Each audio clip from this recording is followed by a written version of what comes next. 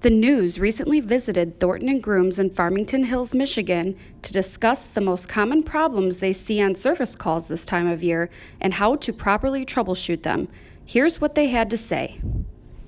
This time of year, I would say a lot of dual run capacitors or run capacitors.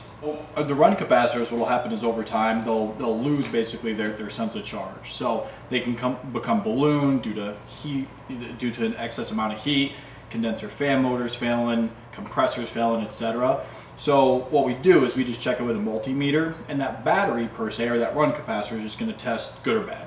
The capacitor is just a big battery, so it's designed to make sure that my motors run efficiently, and as that battery dwindles or it becomes weakened, then my motors, my compressors, they just want to overcompensate and just want to work less effective and efficiently. In the marketplace now, you've got a couple different options, but the easy solution is just replace it with a healthy run capacitor or a healthy battery.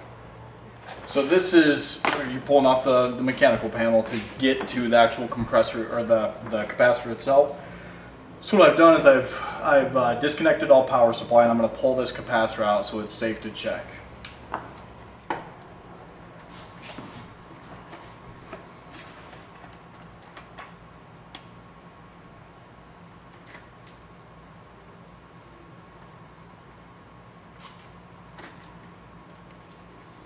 And there's two legs on here, so there's a fan leg for your fan motor and a compressor leg for your compressor. So what I do is I just check both of them. So I'm going to go ahead and check the fan first, and then I'll check the compressor side of it. So what I'm going to do first is I'm going to check the fan side of the capacitor, and then I'll work and move on to the compressor side of it. So it's a 44.68 on the compressor side. Now what there is there's an actual reading on the capacitor itself, and it says within plus or minus 5%. So that would tell us that that compressor side of the capacitor registers good. Then on the fan side, it's got a reading of 5 microfarads. So what I'm going to do is check fan to common on here. And the fan side registers 5.02. So we know that we have a good, healthy work and run capacitor. So to replace it, now that we've established which one is our bad run capacitor, so in this particular circumstance, just really mushroom and ballooned out, we would proceed to get in our replacement or a healthy run capacitor. And that run capacitor is essentially just going to be installed exactly the same way that you took it out, basically like for like.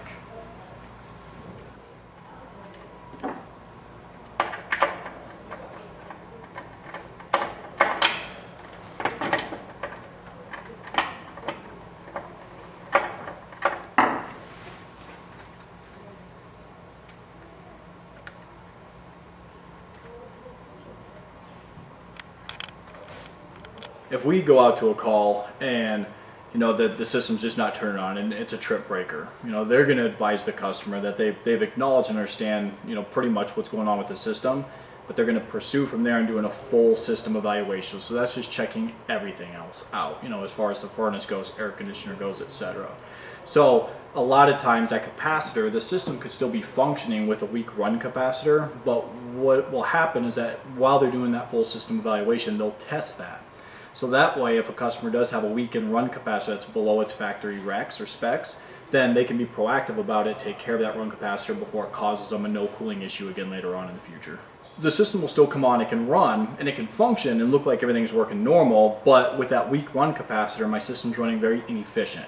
So again, that can tax on the compressor and the fan motor, and a compressor and a fan motor are two very inexpensive items to replace. So hopefully by taking care of that run capacitor proactively eliminates that.